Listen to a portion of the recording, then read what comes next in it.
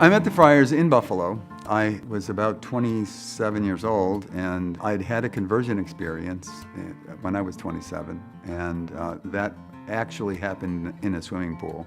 I had left the church. I was pretty much educated out of my faith, and I was working a great deal.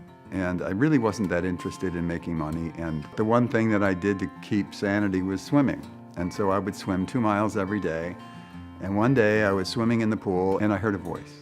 And the voice said, "Dan, do you still believe I'm in the Holy Eucharist?" And I got to the end of the pool and I said, "Funny you should ask. I believe that." And the voice said, "Well, then why are you swimming so religiously and not receiving the Eucharist?" And I said, "That's a good question." So I got out of the pool and I went to St. John's Church, which was behind John Wanamaker's store there at the time, and I received communion. And I started going to Mass every day, and gradually, and almost immediately, I felt called to priesthood. And I said, "Well, that would be absurd." And then I said, "The only thing I could be is a Jesuit." So, in my mind, I went to visit the Jesuits at St.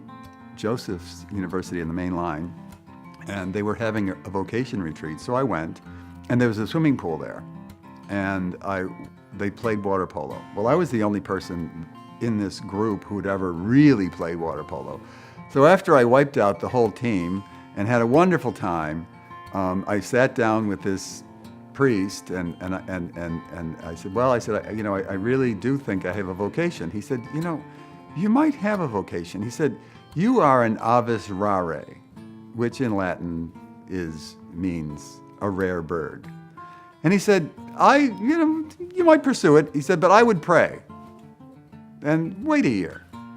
So in that year, I went and visited the Friars Minor, the Oblates of Mary Immaculate, where I'd gone to their high school and 2 years of college with them.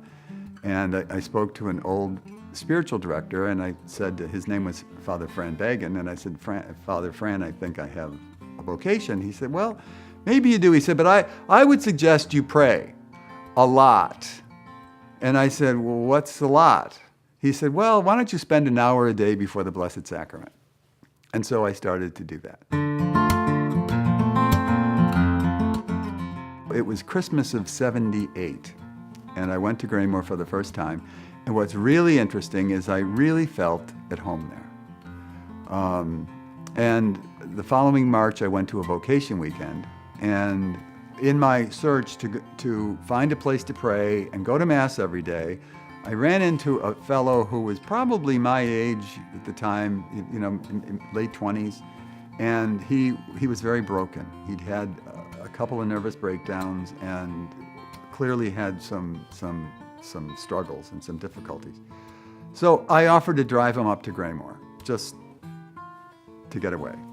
And so I took him up, and we were in the dining room, and I remember Brother Brendan treating him with such kindness and treating me with kindness. And then all of the brothers Christopher, the men from St. Christopher's Inn, were waiting on the tables and being there. And the way the friars were treating them and treating me and treating this friend of mine and treating other people, there was an equanimity to it that was normal. People weren't treated specially because of their giftedness or because of their brokenness. Everybody was treated in a way that was just normal. And I said, I belong here. I like these guys.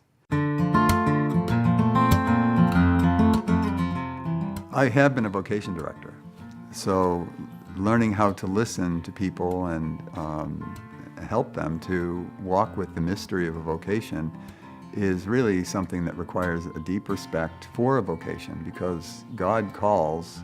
Heck, He called me. So I have to be incredibly hospitable with the possibilities that God will choose the most unlikely of people.